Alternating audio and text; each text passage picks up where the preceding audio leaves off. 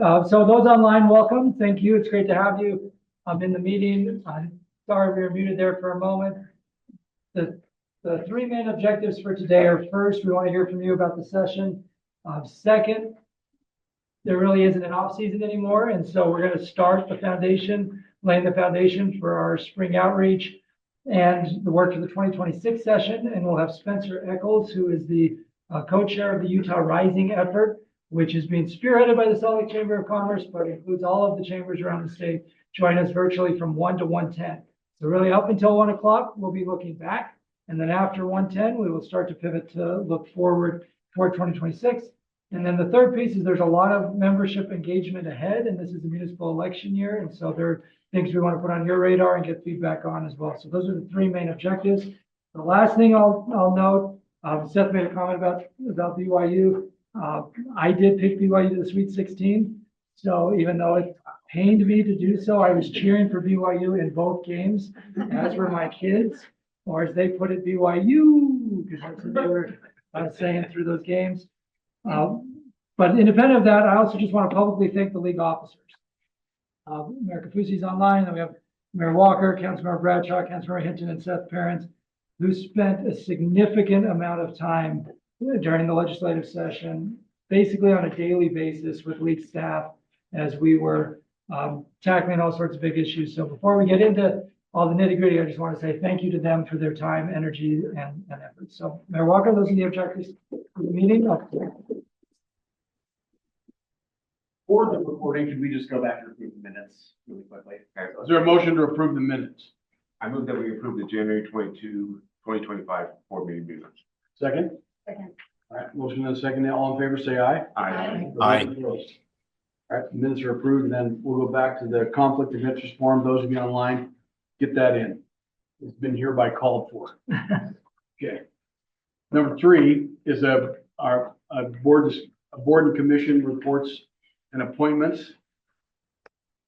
Let's see, we need an action on that, or we can go over it first? Yep, Alexa. I just have a quick update. Good afternoon, everyone. Believe it or not, there are no new boards and commissions that require official appointments from ULCT created during the session. So it's something to celebrate. I do have a few updates for our next board meeting in April about some appointments that we'll need to be making. So first, we'll be appointing a new representative on the Utah Watershed Council to replace Mark Stratford. Second, HB 444 Data Privacy Amendments dedicates a seat on the Utah Privacy Commission to someone representing municipalities who, at the time of appointment, has expertise in civil liberties law, the ethical use of data, or the impacts of the use of a technology on different populations. The state auditor is technically responsible for making the official appointment, but we're expecting the auditor's office to ask us for recommendations, so keep that in mind.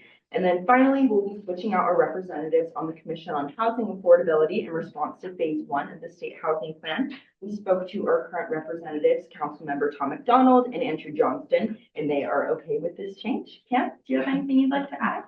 I just want to publicly thank Councilmember McDonald from Orem and Andrew Johnson from Salt Lake City. Andrew has been on the commission since its beginning, and then Councilmember McDonald came in year 3 and has been there for 3 years. And they've been terrific. Our thought with the focus now on the Utah State Housing Plan and phase 2 of the housing plan, which will be the focus of the Commission on Housing Affordability this off season, and that now is a good time to get a fresh set of eyes and have 2 elected officials. Andrew Johnston was an elected official when we first appointed him, and now he's no longer on the city council, but it's been terrific. And so they're both aware that we'd like to make this change. They're both comfortable with it. And so we will be soliciting names to bring back to you to approve in April. But this is a very critical off season. Mayor Silvestrini is the league's unofficial representative on the steering committee for the state housing plan. And welcome back, Mayor, as an ex officio member of the board for the board direction in January. Mayor Silvestrini is formerly president, back as an ex officio member of the board, and he represents us on that steering committee. And so we're trying to coordinate and coordinate all of the various pieces in this space. So I want to just thank Andrew Johnston and Tom McDonald again, and watch for the request for volunteers for those 2 spots. Thanks, everyone. That's all I've got. In the meantime, if you have boards and commissions related questions, you can always reach out to me. All right, thank you. Molly, you're up next with some information. I'm up next with some information. Nick will do. Betcha. Excellent. A lot of information. Mhm.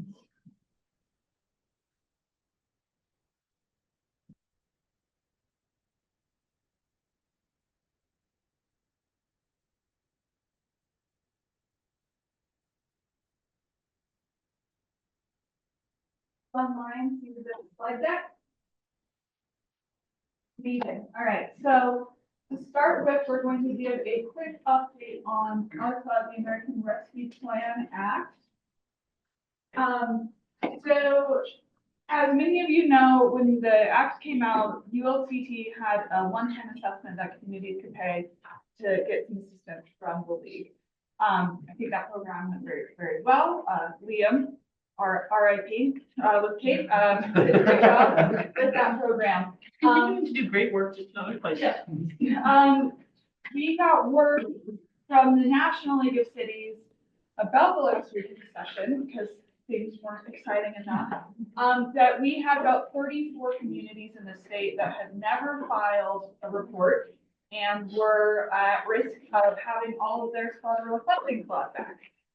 We went through and they were almost all our LAA communities or small communities that had pretty sizable turnover in the last year. And in total, it was about $5.3 million in the state that we were looking at having sent back to DC. To the immense credit of McKenna, and John, and our LAA, and our community, as well as Kim and Darcy with the state and Dante with NLC, we've kind of had this cobbled together kind of telephone tree going, trying to reach out to all of these communities, get their reports in, get them compliant so that they do not lose these federal dollars. At this point, we, I think, are down to about 17 communities that we still need to reach out to.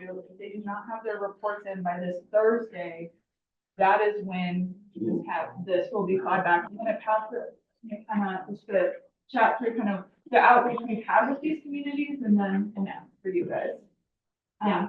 So all of our LAs have been communicating with these communities that are still on the list, but some we've either not been able to get responses from, or some are kind of stuck in this state of confusion with where the reporting is at. We've gotten the treasurer's helpline, and so we've been able to have some pretty good success contacting the treasurer's helpline, to get their input and work through different kinks that we're going through. So we just ask you guys as board members that if you have any communication with any of these cities that are still on this list, that we'd really appreciate you guys to reach out to these communities, let them know like, hey, we need to get you filed as soon as possible, especially for these LAA communities.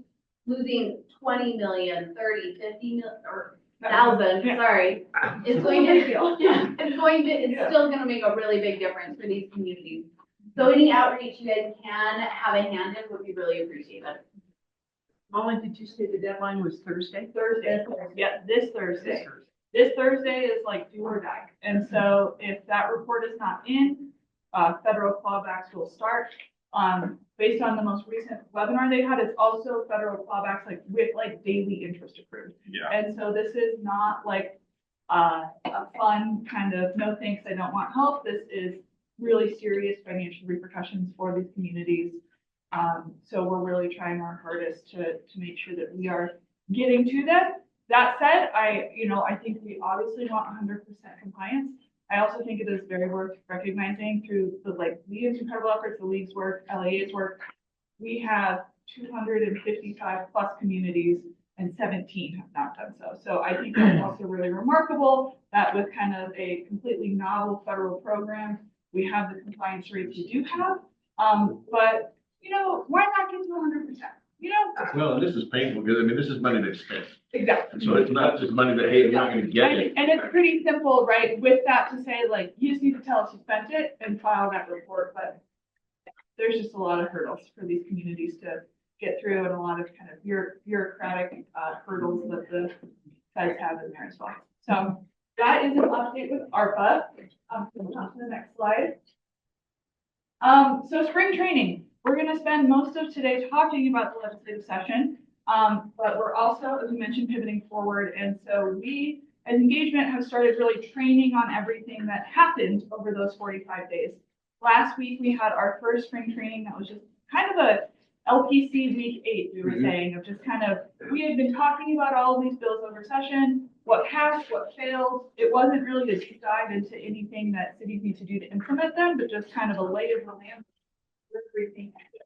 This week, we're gonna have our big land use training with APA. Next week, we will probably be diving more into the legal bills with Jared. And then on the 9th, we will be doing kind of anything else that we still need to cover. So that'll be a bit of a catch-all. So that's what we're looking at with our spring training. On to the next slide. Don't you fear, there's more. So obviously at mid-year, we're going to be doing a lot of training on this as well. We have 15 workshop topics that we have set out, training on legislative topics, land use topics, and just other governance issues as well. But beyond that, in the rest of March, April, and May, so in just a couple of months, we will be attending a variety of AOGs, a variety of affiliate conferences across the state. I think there's about 15 plus things up here that league staff will be engaged in that are not the quote unquote kind of league events. So we're really trying our best to get out into the community and make sure that folks know all the good things in this session and are prepared to make sure that they are implementing the policies and aware of the tools and resources at their disposal.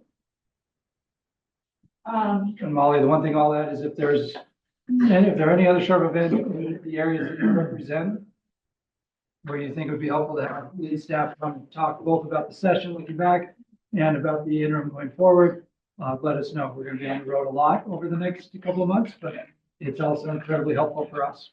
Absolutely, absolutely, yeah. We're gonna hop to the next slide. Oh, no, well, we can, but I still have more things to say than are this slide. So in addition to that, we just wanted to flag that we have the NLC City Summit coming up. That is November 18th to 22nd in Salt Lake City. Salt Lake is the whole city, and we're very excited for that. Katie and I have been on a few calls with Salt Lake and NLC. Salt Lake, similar, I would say, to the approach with the Olympics, is just being really collaborative of recognizing, yes, you know, it is the Salt Lake Olympics, but it's also the Games. And so we have been working to come up with mobile tours within the region that are, you know, highlighting all the great things that we have to offer in the Salt Lake area. So we're really excited about that. If you have cool ideas, send them my way. We'd love to consider them. We are working on making a really cool statement, recognizing that we have a lot of communities in Utah that don't necessarily have the resources to go to NLC. And so figuring out how we can make the most of having NLC in our backyard and getting all of our folks together. That will be after the election. So we also feel like that's a great way to both recognize folks who are not running again and or are going to be retiring, as well as welcome to folks that are coming in after the election. So we're playing with that. We're also looking at doing something a little bit more with the Western Municipal Association, so all the Western states that come out. So yeah, we're really trying to figure out how to make the most of this opportunity, and we appreciate Salt Lake for including us.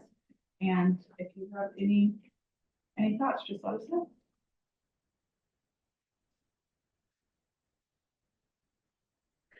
And Mayor Walker, that's all my information. All the information, all right? The one thing I'll add too is, Molly mentioned the Western Municipal Association, and that's a somewhat loosely organized group of the Western states. But Jesse Carden, as a Spanish Fork City Council member, will be the chair of that group for the next couple of years. We did that intentionally, knowing that NLC would be in Salt Lake, and it won't be this far west again for several years. So we thought this might be a nice way for us to try to bring together more cities in the West again who otherwise don't come, with Jesse as the vice chair this year and chair the following year. So we're excited about that unique opportunity, and stay tuned for more details. And Mayor Silvestrini, don't you worry, Mill Creek Common is one of those mobile tour ideas we've passed along outside of Salt Lake City that we think would be great to showcase to the rest of the country. Is that the colorful lady? One I liked. Yes, yeah. Yeah, with a lot of swear words, A yes. lot of ladies with very similar vernacular to mine. Appreciated her very much. She got right to the point. That was an interesting thing to attend at the league conference, have all the western states in the room and hear exactly the same things we are all facing from our own legislators. It's like a mirror. It just goes on. And thank you to Mayor Shepherd for being on the panel and helping steer that National League away from the concept that we are the problem, which is a little bit much for me, but that was a good conference, I thought. So. All right, but item 5 is what you've all been waiting for. This is our in-depth discussion about the 2025 legislative session.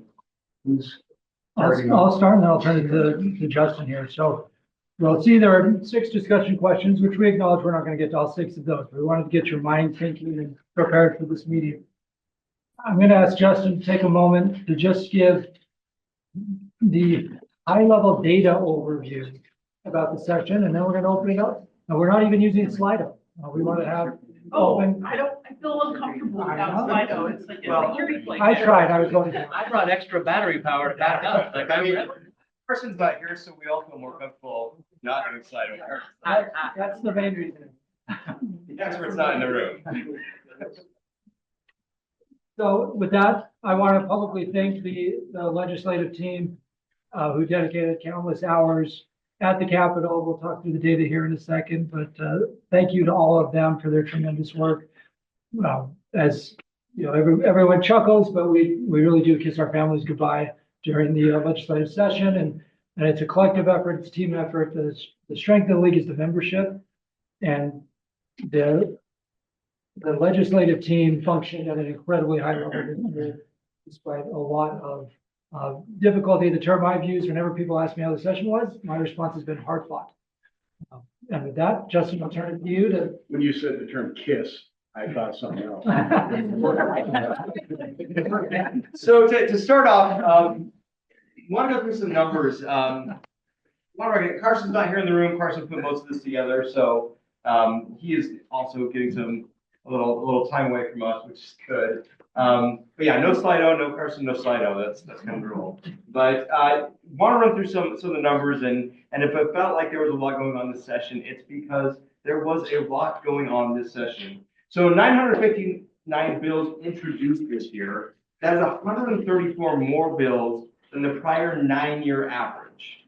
So it is going up, it's going up steadily, and we are getting more bills that we have to deal with every year.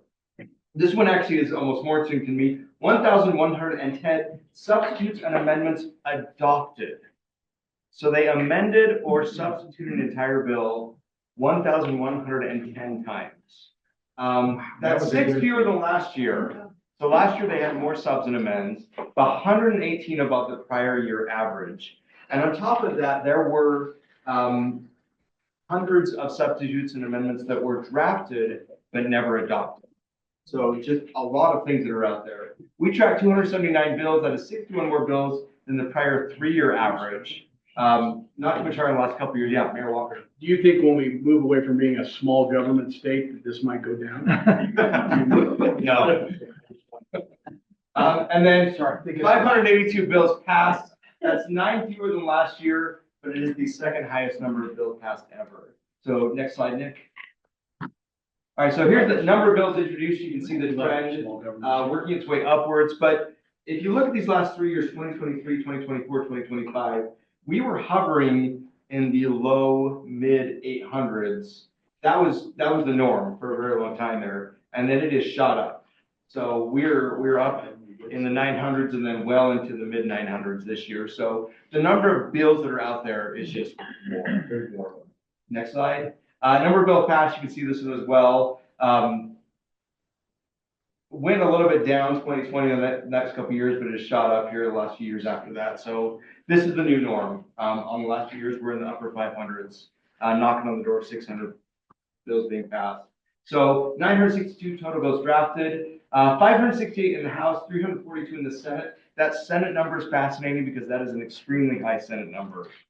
Getting over the 300 number in Senate bills just didn't happen. That was unusual, it was strange, it was usually something big in the end, but we were 342. Now, some of that is we did have a few House members that moved from the House to the Senate, including Representative Brammer, who opened up a lot of bill files.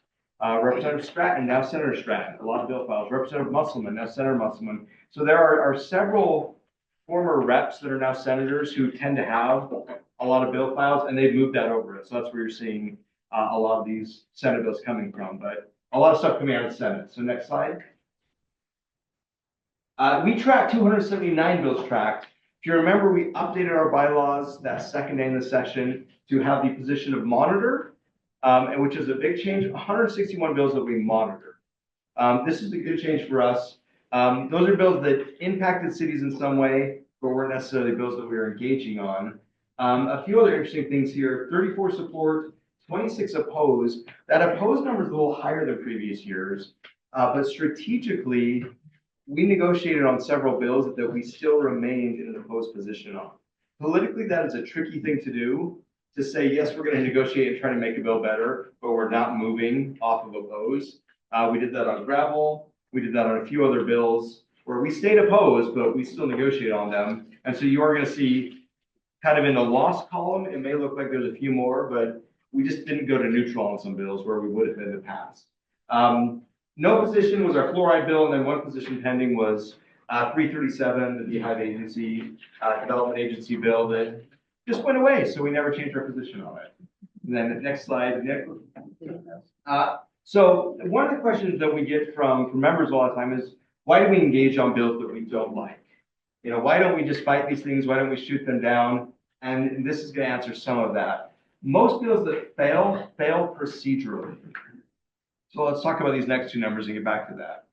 90.3% of bills advance out of committee. So less than 10% of bills that get to a committee don't get out of committee. That means if we're going to kill a bill in committee, it's getting harder and harder to actually kill a bill in committee. If you remember last year, one of our takeaways was it's harder and harder to kill bills now, and these numbers are backing some of that up. And number three is extremely interesting, 2.5% fail floor votes. So if you get to the floor, you have a 97.5% chance, if the bill comes up for a vote, of that bill passing out. So again, we go back to those 1,100 substitutes and amendments that are making, that's where the action is happening. It's in bills being tweaked, bills being changed. It's not in bills failing once they get to the floor or even in committee. And then if you go back to number one here, 37% of all bills that fail are, if they're failing procedurally, meaning they either just die on the board because they never get up for a vote. So there are plenty of bills that fail, and it's because they don't get up for a vote. If there is a committee that we can still kill things in, it's rules committee. There are some bills that just never get out of rules. Sometimes we're getting good luck getting the caucus to take a look at a bill, and that bill, once it goes in caucus, just never really goes anywhere else. But some of the fights that we've had where it's either a big open committee fight that we actually kill it, or a big open floor fight where it fails on a vote, we're not seeing that as much anymore. The fights in substitutions, the fights are in amendments, and the fights are in procedural deaths. The tough bill, for example, obviously a big bill, that died circled on the board. It didn't die because anyone ever voted it down. It just died because it sat there on the board. So Nicholas, the next one. And then Cassidy, we'll have you go really quick to talk about some of our communication stats. Yes, I think it's pretty safe to say we have one of the most sophisticated communication skills up on the Hill because we have really responsive membership. And another reason we have that is because we have Megan and Alexa always watching the floor and able to send our emails quickly, and we have membership that responds. This kind of shows our open rates. Our open rates have gone up compared to last year, not just because we cleaned the list, but we actually are having more opens in general.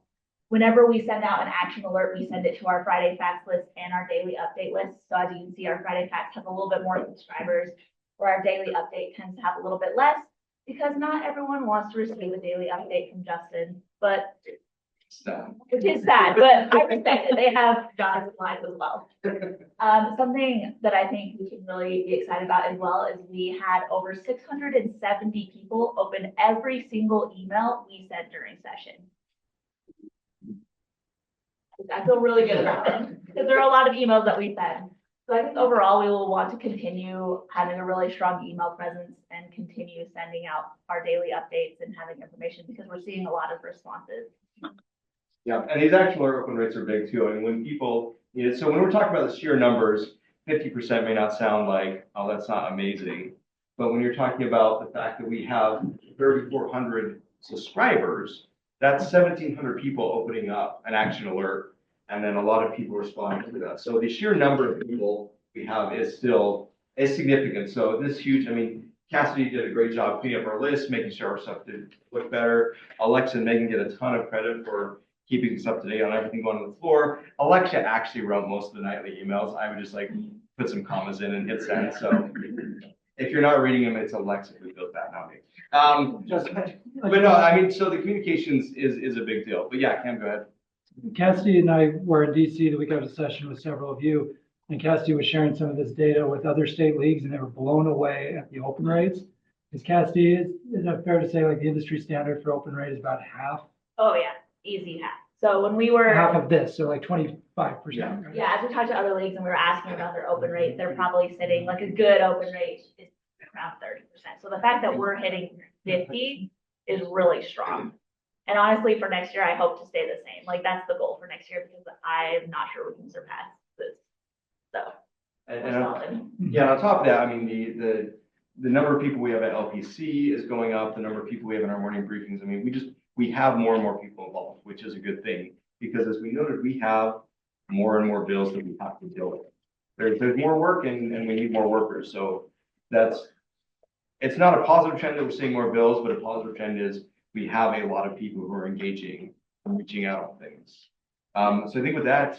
Did everyone did the staff put together this, I received this, legislative session wrapped with like my personal stats. Yeah. Which were awesome. I'm in 91.53%. That's the highest you can get. That is the highest you can get, Yeah, that's the apparently. highest you can get. But I thought it was kind of cool that you compiled this and sent that out, so. Yep. We'll see if we can do it next year. I was disappointed in how you viewed me. I feel like there was some Yeah. nostalgia. I question the legitimacy of the vote. I mean, right now, our system, and I'm gonna go through it again this summer, we're having an issue where we have multiple emails for individuals because you switched over your domains. So Yeah. Yes. if you had two domains, or if you signed in with your personal email on one and then use your city email on another, your stats are not gonna be. I gotta come. The other, if it makes you feel better, Seth, none of the league staff attended a single LPC, so, Yeah. I mean, according to that email, because we don't sign it. So, yeah, we also felt a little judged, but we also thought it was really fun. So kind of with some of that, I mean, there was a lot that went on, end of the session, there was a lot of things that happened, but it is a 45-day session, and we want to talk about what things look like for the whole 45 days, not just, day 45 itself. So with that, we want to get your feedback and thoughts. I mean, you've got some of the numbers, you've got some of that, but so you've got the stuff from there, but what do you think the major things of the session were? And what do you think, what do you think about how the session went for cities and towns? We'll just throw those two out there. And And I will say officers. What have you heard from? Yeah, and then I would say officers, we talked to you so much during the session. We would love to not hear from you for just a second, so everyone else has a chance to speak, because I know we were all deep in it. And staff also, we want to hear from everybody else that. I'll just go back to From your reading perspective. stats. Yeah, you read your stats for a second. Like everyone that was on the daily calls, like, so, yeah, but everybody else, yeah, I'd love to hear your perspective on how you feel like things went. What were the major themes from your perspective? And what you've heard from your city colleagues over the Yep. last couple weeks. Oh. Well, Salt Lake City, seemed like it was an attack on the locals. I mean, that seemed like it started off day one and it ended on March 7th at midnight, or, 11 o'clock. So, but yeah, we always seemed like we were under the gun, and it's like, okay, what's the next thing that's going to hit us? which is always kind of sad to say, because you can't do any business if you're always in that defense mode. Yeah, great point. Our staff felt overwhelmed. They've expressed the feeling of overwhelmed. How are they going to keep up with all the changes and all of the requirements? And you know, we're a mid-sized city, so I really feel for everyone. Yeah, I think Angela Price, who runs ours, gave us a briefing. I think there's 23% more bills were followed, 23 more, you know, like same thing, how many substitutions were followed from her staff. And that was just, you know, they were overwhelmed by trying to keep up with this. And then you wouldn't want to ask, hey, I have a question about this one small bill. On my red lights bill is like, well, you know, sorry, they don't have anything. And you don't want to give them, you know, something else to do. So, okay, that's going to push aside, which I thought was like something I would really like to do instead of fight a street calming bill. Yeah. I noticed a level of vindictiveness that we have not seen before in a number of arenas. So there was the stuff with Salt Lake City on both public safety and traffic. There was vindictiveness against the courts arising out of the decisions that were rendered on constitutional amendments in the referenda, and then also against teachers and unions on that bill. And then even against the league, I think, with respect to cutting back the funding for the legal administrative position, which is really one of the, in my opinion, is one of the most short-sighted things that they did, because it just hurts little communities that need that help. It's not hurting the target, I think, that they have. So.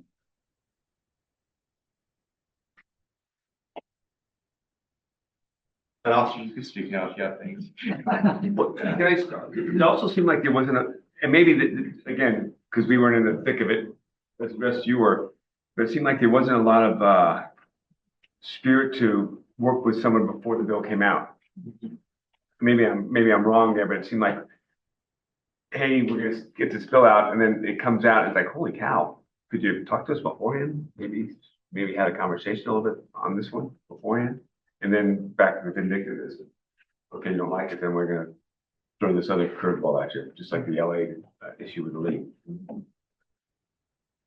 I think if I can maybe just comment on that one, that one, the comment about not working with in advance is always, it's across the board. There are some legislators who do a really nice job talking to us in advance and letting us know stuff. And even if we don't like it, saying, hey, I'm gonna do this thing and you're not gonna like it. But then, yeah, there's other ones where stuff just drops and we have no idea.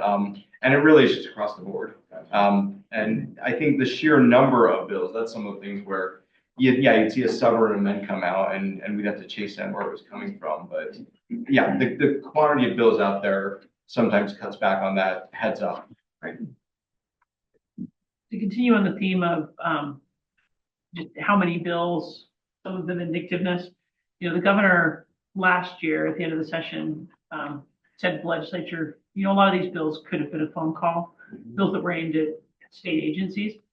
And I would say that it felt like a lot of bills that were aimed at cities this year could have been resolved with calls to particular cities. I can think of one about the home show in Southern Utah, or a call to league staff or league board members to help figure out solutions. And it's both disappointing and I think an opportunity to for every city and for the leagues to engage with our legislators, to remind them that it does not have to be an adversarial relationship and we can solve plenty of problems without bills. I do want to also make a note of, I know we've all heard about how late the league staff stays at the Capitol and saying goodbye to families and the chain of paper rings that Cam's and daughters make. But it is true, as someone who spent their day job up at the league, league staff is often the last group down in the lobby lounge area. They work really tirelessly on behalf. So, If I could follow that up, that's what I heard. I think this session was that there's one bad actor or two bad actors that seem to be the target of a lot of legislation, but yet we all get hit with that legislation, right? But to your point, everybody, the legislators I've talked to, and even other members at LPC were, at what point do we start calling them out? I mean, I'm new to this. I know we try not to call these bad actors out, but I think that's becoming a problem that we don't kind of in a way call out the bad actors. Again, I don't know, that's not that's risky, right? But at the same time, I think that's, what I heard is it's hurting all of us because I'm not calling out some of the bad actors a little bit, and the good actors are being punished even more. And we're worried as a city that with the housing plan, we're gonna have to hire one or two people just for the housing plan, right? And it's, a lot of that's, the housing plan is because of, in my opinion, bad actors that are put up front and center again and stuff. And I don't know how to solve that, right? Because that's an awkward situation, but that's what's hurting us right now are the bad actors. I think that's why we keep feeling that repercussion is the bad actors that are not playing ball. So, I appreciate you saying that. I've brought it up several times to say, as a board member, I would love to go talk to the cities who are struggling to be compliant or whatever, so I could understand where they're coming from, because I actually don't, and maybe give a little nudge in the right direction. So I really appreciate that you said that. My comments about the session are maybe not for recording. You said they were deep in it, like I This think meeting that, is being recorded. that wasn't, yeah. Yeah. That's what, there was a lot of, I like what Kate said about inefficiencies.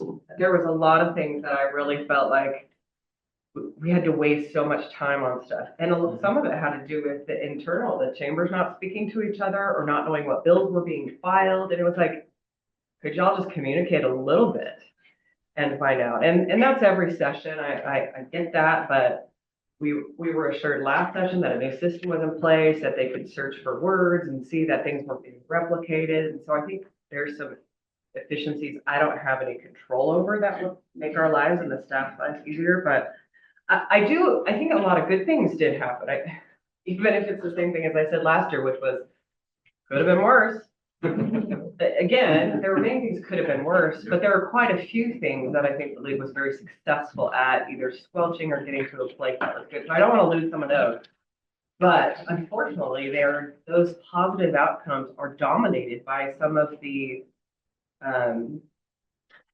how the sausage is made conversation. So I'm not quite sure what to do with that. I think there's some things we can do as a league to help with those situations with our own colleagues who are maybe, whether it's a bad apple or misunderstanding or whatever, but I would like to be more transparent so we can help resolve that.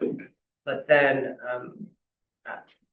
there's some games that I just don't really know how to play, or I'm not willing to play in the way that some people are playing. So that's frustrating. But I feel like there were quite a few good things too. So I don't want to lose that either. I would just add, from what I've heard, there have been some legislators that are good to work with and reasonable and will try and accommodate, or at least look at the viewpoint of the League of Cities and Towns. But I think representing small towns here, it's like drinking from a fire hose with all the legislation coming out. And I think there's really a lack of awareness on the part of legislators, not only what it's like to deal with local government, because most of them haven't been there, but also what it's like to deal with local tiny government. And I think what you brought up, Molly, in terms of the American Rescue Plan updates and not being on board, when you only have someone in an office, a clerk, maybe 3 times a week for 2 or 3 hours, stuff just doesn't happen. And then there are more and more requirements and rules. And even in my community, and we have 3 people in our office, it's like, how do you stay up with it? I have one other positive thing. You sort of had a positive in the beginning too. The idea that local consent mattered did carry the day on some very significant bills. It was clearly what helped 337, the Beehive agency not advance was pushed back on, not just that we think local consent matters, but a lot of other groups think local consent matters. The new nuclear Energy Council bill, had the only time I've ever seen public comment in a conference committee and a conference committee fail and have to reconvene. The major theme of that one was local consent. Anyway, I am hoping that that's a sign that the pendulum has swung as far as possible on control at a state level, and that we will come back to local control and government closest to the people and meaningful local consent. You think we'll come back there? Pendulums, by nature of being a pendulum, have to hit, its high water mark and then come back. I'm just hoping we hit that, and now we're back. Looks like we got some comments online too. Mayor Walker, got Councilor Vitale online. Go ahead. Okay, I just had a couple of comments. The first one, just to think through, I'm not sure who made the comment about bad actors. Sometimes I think Summit County gets labeled as a bad actor when we get spot zoned from individual homeowners or developers who are able to run bills because they have either the legislative pull or the money to do so. So we've been trying to think through, it seems to happen to Summit County or Park City every single year, where one individual homeowner or one individual developer goes to the state and runs a bill directed exactly at us. So we're trying to think through this year, and perhaps something, our city manager and I spoke about this over the weekend, about how ULCT could do something like this too, where we're going to try to be a little more proactive going forward versus reactive. And we're going to rethink our legislative platform and our legislative policy over the summer, and really try to look at what our towns need and what our town wants to accomplish, and try to see if we can proactively figure out who might be going to the legislature before it actually gets there. And this might be a pie in the sky type of idea, but we're just trying to think of it from a 30,000-foot view versus being last day at 11:50 at night trying to fight a bill. So one of the like I said, one of the ideas might be choosing 3 or 4 issues that ULCT would be able to focus on. One of the ideas our team had was looking at TIFs around affordable housing, and let's see what there was another note on, and then some sort of TIF for affordable housing that would mix ownership and rental, and then deed restrictions that were actually meaningful for the community. So that's what we're going to try to do after the last 4 or 5 years of just getting hammered on in the last 15 minutes of legislative session. To that, I just make this observation. About 20 years ago, a very prominent legislator who was an attorney made the comment to me, it is cheaper to change the law than it is to go to court and fight that. Mm-hmm.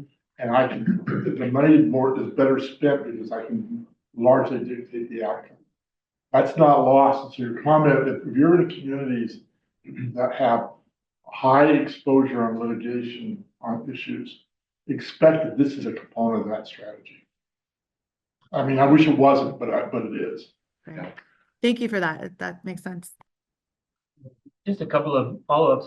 Something the mayor said about bad actors. I think there's an element that we need to keep always talking about. At the same time, I have learned that the stories that describe the bad actors often are not complete. Mm-hmm. So as we dig into issues, I think it's important that we not fall victim, if you will, to the narrative of this is Spanish Fork, this is what Spanish Fork did and they're a bad actor. Eventually, though, I think we do find that there are instances where we're not acting well, some of our members. And that to me is the part where we got to figure that out for sure. One theme that I felt came out this session is that, with maybe an exception or two, I think we prevailed in many people's minds about how well we work. Not just how we've talked internally, in our communications and how we work together as a League Army, but how we come to the table. The fact that we were working on bills that we opposed, and I get the kind of the stickiness of we're going to oppose this still, but we want to work on it. on one hand, they might not like that we stayed at oppose, but I think, that we worked on that bill and I think the legislators in large part, many of them are continuing to learn that we're a team, we're a team player. 4 or 5 years ago, I had a legislator say to me, the league is just an obstacle and really negative about the league. And that legislator's not here anymore, but this year I felt like I had more legislators saying to me how grateful they were for the collaboration that we had. I think we did a lot of great work on the BDA bill and it didn't get, it didn't pass, but I think we lifted a lot.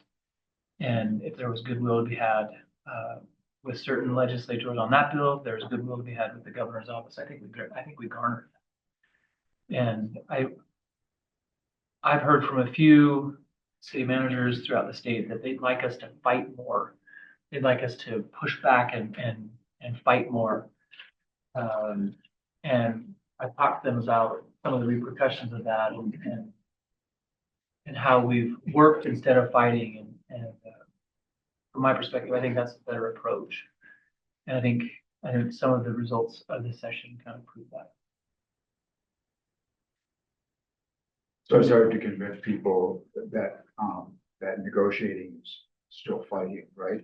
And frankly, when you're not in the room and you don't recognize the dynamic about the fact that something's going to pass here and we better shape it to be as good as we can, that's better than just opposing and not having the control over what ends up coming out of the sausage maker. And that's hard to explain to people that aren't in those negotiations, but I agree with you that you have to engage if you want to get a better outcome. And we had tremendous collective strength when we said, hold the line on the top. In terms of the conversations that I had with some of the representatives that I had in the House, if we did that on 15 bills, they'd have been exhausted about that. They wouldn't have, oh, here's the league again. But when we held the line with them, they knew the reasons, they had their reasons too. And I think we were able to affect that bill in a positive way for us. And I think for the state because of how we handled it. Anybody else? I'm just grateful for the league and the work that everyone put in supporting our cause for the legislative session, especially for small communities. We wouldn't be able to survive without it. So thank you. Yeah, I was just gonna say, I think as a league overall, we were successful. We fought a lot of bills. We argued a lot of cases. We're always gonna, there's gonna be things we lose and there's vindictiveness, that's always there. But I think overall, I would call our efforts a success. I don't think we lost any major battles. And that's hard to say, it's, because usually there's going to be something that we get beat up on whether we liked it or not. And I think going back to last year, we've really seen that kind of shift where it's been very collaborative. I mean, we talked housing this year. I don't love everything that was passed, but it was palatable. And I think the recognition that we're fighting the same battle and trying to get to the same end was helpful. Mayor Johnson? Real quick, I'm gonna agree real strongly with something Seth said. I think there has been a change. I've recognized it.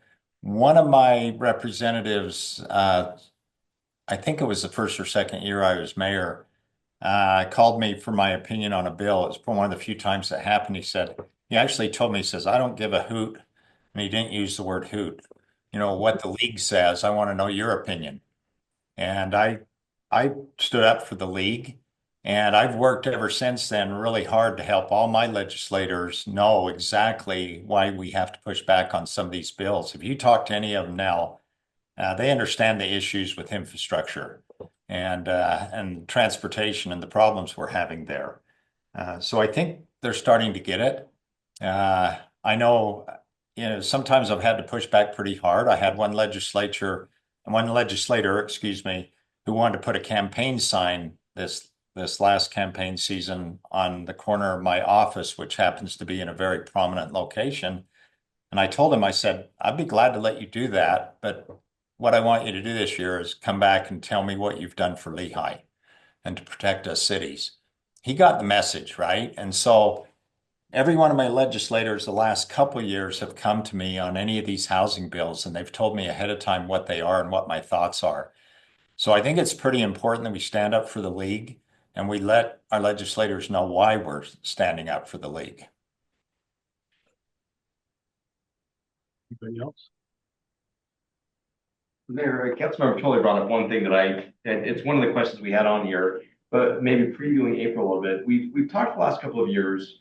We have resolutions that we sort of have as guiding posts sometimes as you know, what do we do with an issue? But a lot of those are very reactive. You know, we see something coming. I've got Megan right now is going through and reviewing all the old resolutions, and we see a thing coming, so we pass a resolution.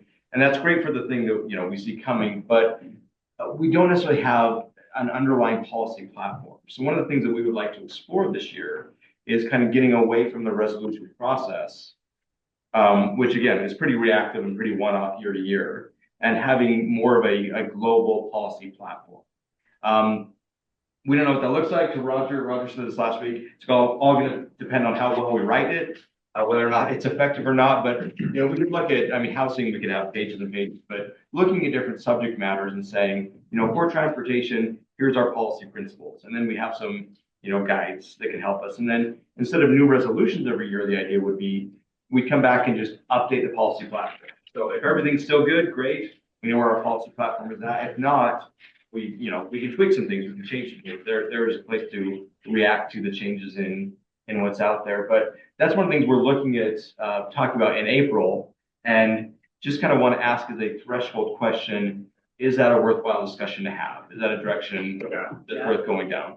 Or, great, then we can talk about that more in April. Before we went down that road, we want to make sure that was a good road to go down. I think I can help the league staff in particular. There's a lot of organizations, look at the Capital Farm Bureau jumps to mind. Farm Bureau has a very robust policy guide. And so the question of, you know, where will the Farm Bureau be on something is like easily like, well, let's turn to page 7 on how we feel about livestock feed. And it'll, you know, tell you. And so it might be something that would help some of our legislative friends if we adopted that on some things that we see over and over and over again. They won't be surprised when we consistently push back on the consistently say this does not work. And to that end, if we build this policy sort of manual, it might also point out what we consider a bad actor, like not just the anecdotal stuff we hear, but like there are some cities that are not doing the housing things that all the rest of us are doing. And I think maybe we should point out that at a minimum, this is what you need to be doing in your community. So everyone knows that you don't get just to say no apartments in my city or no multifamily or whatever it is. I think if we're going to do it, let's include, maybe we come up with a minimum standards of how we're going to operate as a group. I did want to also thank, I don't know if y'all know, but when we get in these bills, like what was the bill, the rule, all bills from how? 337. 337. I just wanted to thank like our city managers that are connected to our cities that jump in with their city attorneys. We have some really bright city managers that are part of our group, and they do yeoman's work getting through the technical stuff. Some of our city attorneys jump in, and you know, Roger, Todd, and everybody jumps in and gets Cameron good legal technical advice, which is, and some of that stuff is, I mean, it's mushy in the brain, and then somehow Cameron gets it in his brain. I don't know how he for sure does it, but I just want to thank those folks as well, because, you know, the people in our cities that are helping us out, they're doing a good job. And then I want to thank these interns. These ladies are amazing. Alexa's not our intern. We get to keep Alexa. Oh, we get to keep Alexa. Well, Alexa, I mean, and Carson, just some of the ability to communicate our issues and get something. I was sitting there when they turned around to, you know, some communication piece. It would have taken me a couple hours to figure out how to write it, and they just had it out there for you. And I want to go on the one thing of what Seth said too, is that although we got in some battles, we did garner some good will by many legislators. I can think Speaker, Representative Snyder, people that at times you would think we didn't seem like we fit with their agendas, but we did. The governor's office, frankly, we took that sandwich. I won't tell you what kind of sandwich it was. We took that sandwich and put a lot of condiments on it, made it so you could eat it. At the end of the day, my dad used to always say, you have to put condiments on these sandwiches you get from time to time. But in that battle, we did show everybody that we worked on it with, that we were willing to work on something and make it better. Because I think, like Mayor, like you said, the days of just saying no, I mean, it doesn't get you anywhere, and in fact, it'll get you worse. It's just fighting something to fight it and then waiting for the outcome. We are all too good to what we do to let that be our policy. I think the way we are doing it is we're using our talents and our skill sets, our staff, our connections, our ability to see problems in our communities, and fashioning a negotiation style and a tool that makes it better for us. So I think those are some of my takes on it. I mean, there were some times we were pretty mad, and some of the stuff that happened shouldn't have happened, and it is what it is. But overall, I think we did a pretty good job. Gravel, Mayor, did you think the gravel bill? So can I jump in here? We've got Spencer Eccles. Oh. So I want to pivot while we've got him for a few minutes. So can I press pause on that? Pause. Mr. Eccles, go ahead, sir. Perfect. So let me set up you, Spencer, real quick. As Cameron, the league director, you've got the league board of directors, which consists of mayors and council members from across the great state of Utah, from Santa Clara to Manti, from Layton to Salt Lake, and everywhere in between. You've got North Logan, Park City, great community leaders from across the state. And we spent the last 45 minutes or so debriefing on the recently ended legislative session, and yet here you are ready to talk about the 2026 session. And all jokes notwithstanding, Utah Rising started before the session. For those in the room, I've got my Utah Rising outline, a public policy guide, and I'll be in their first housing specific meeting tomorrow morning. We have a 4-hour meeting scheduled with Steve Starks, Clark Ivory, Steve Waldrop, Randy Woodbury, Wayne Niederhauser, and me to start laying the foundation for the 2026 session. That's just one of the topics under the Utah Rising umbrella. So Nick Jarvis is going to pull up your slides, Spencer, and we thank you for taking a few minutes to join us. You've got about 10 minutes here to give everyone an overview of what Utah Rising is and how you'd like to engage with cities and towns across the state. Great. Just go ahead and let me know when you'd like to advance to the next slide. Just say next slide and I'll put it forward. Sure. Thank you so much. You can probably jump to the next slide. Let me just first of all say thanks for what you're doing. This is so important, and really I think that the real work, as we all know, gets done in the grassroots and out in the cities, the counties, and through the economic development efforts of all of you. So thanks for what you're doing. It's so important. And, it is unique to Utah, I think, in many ways. I don't think that's news to you, but my experience running economic development for the state was that the real work gets done out in the communities. And if we want to effectuate change, we need to do it there. But in order to do that really well, we need to find the balance between being independent and doing what's needed in our region, our area, and then also be unified so that we can be a powerful voice, whether it's up on the hill or together, to identify issues and needs that are consistent. And, really Utah Rising is part of that. I was out of the state for about 3 years, returned back in July in 23, and Derek Miller came to me and said, we really need to have a little more of an effort towards having a unified economic development plan for the state and a framework by which we could go out and about and try to continue the prosperity that we've enjoyed in a changing environment. And so I said, so he asked me to chair that. And I said, I'll do it if we can do it with 2 or 3 different things. Number 1, it has to be clear and simple. 2, it has to be a framework that we could push throughout the state across the various chambers of commerce, and that would be useful as a framework for the chambers of commerce and business-led, and also the cities and counties and other communities to utilize this. And so we started with an effort with kind of this business-driven approach, and we identified areas of challenge and opportunity. You mentioned one already related to housing affordability and some of the other things associated with growth. They're on your screen now. I won't belabor the point because we only have a few minutes, but this is all available for you on the website where we actually have a dashboard. I'll get into that here in a minute. If we go to the next slide, as we think about our history and the things that have gotten done, it has been truly a partnership between business and public sector, but also driven by the private sector. And so we have a few examples here of historical moments. So, for example, in 1887, when the Salt Lake Chamber was founded, from then forward, these initiatives show how the business community have really, with their time committed, partnering with the public sector to navigate the challenges and also of growth and of need. And so with Utah Rising, we already have a head start on significant business-led and public supported projects to maximize the opportunities ahead of us. Let's go ahead and go to the next slide.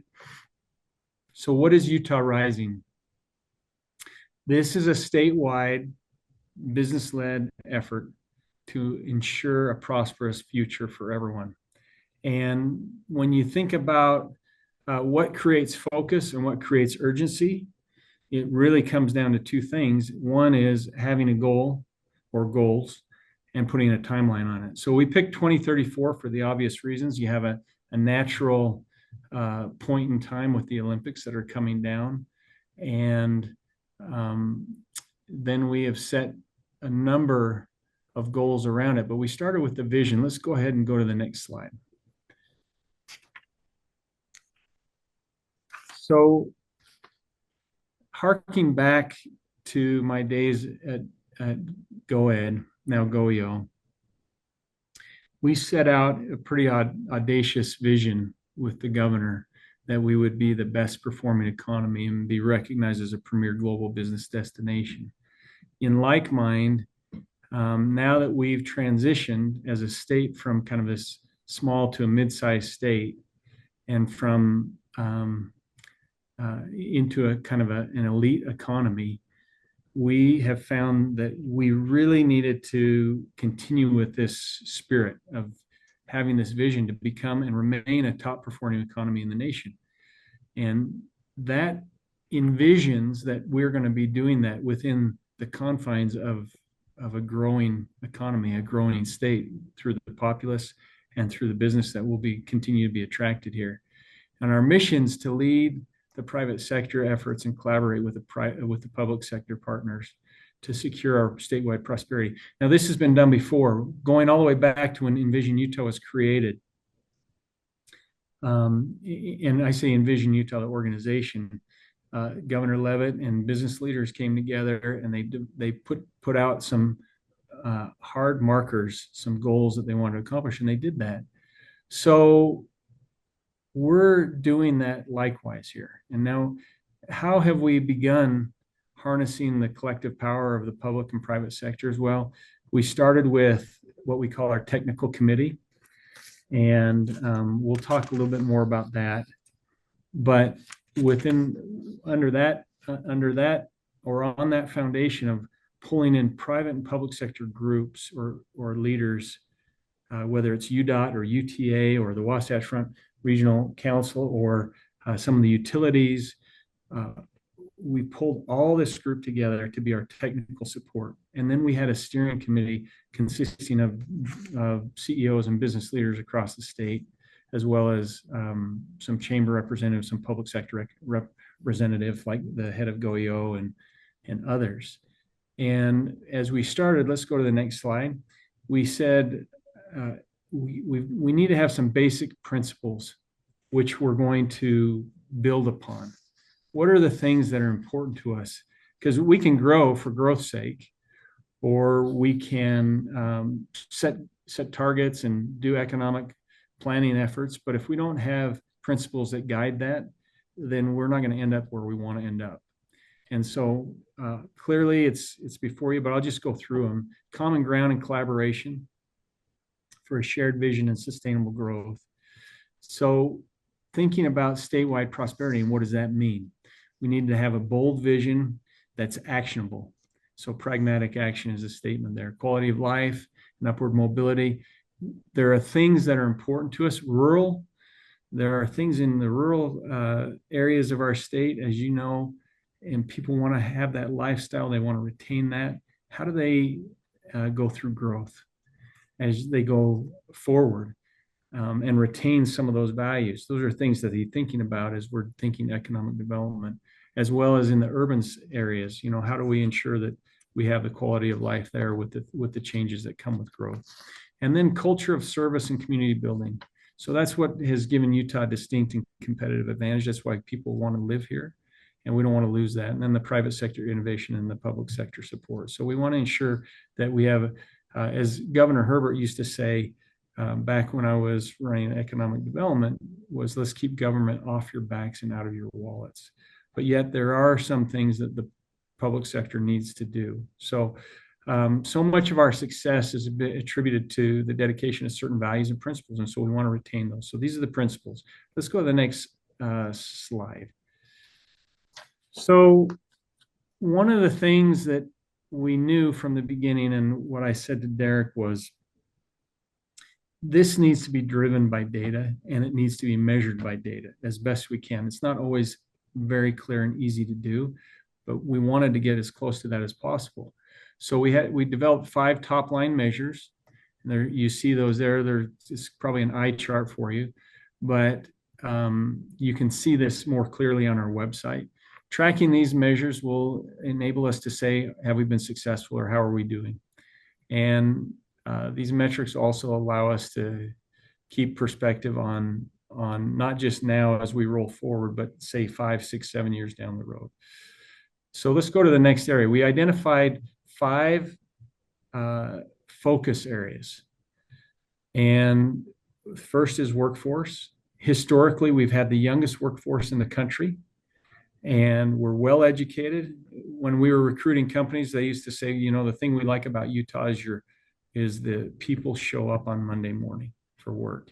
So we're reliable, we're healthy, we're industrious, all the things that are unique, I think, to Utah. Our business environment it's the most diverse in the country. We want to continue to do that. We want to continue to ensure that we limit the amount of regulations that go on, and also the mosaic of regulations that occur between cities, counties across the state. And so how do we think about that? Housing, clearly, we have a housing crisis in the United States, and so and in Utah. And how do we ensure that we don't have our kids leaving the state because they can't afford a home?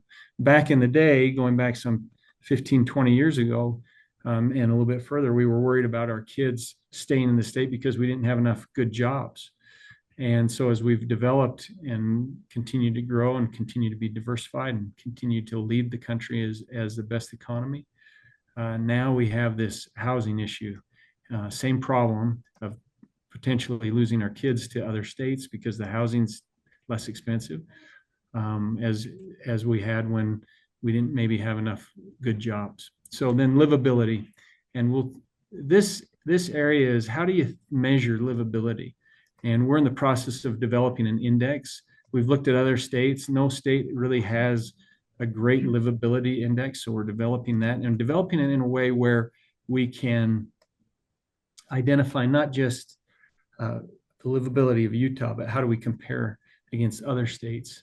So they have to be the pieces that go into the index will be pieces that we can observe in other states and that we can historically go back and observe so that we can really see where we are and how we're progressing. And then, of course, natural resources. And let's go to the next slide. So we launched in November. We've worked closely with Franklin Covey, and we've now taken these 5 focus areas where we've narrowed the focus of what we want to work on. We've identified some signature projects, and we have really laid the groundwork now to hand each of those focus areas off to a working group. And those working groups are then working to develop and identify and develop more clearly and refine the plan on on the projects they'll work on.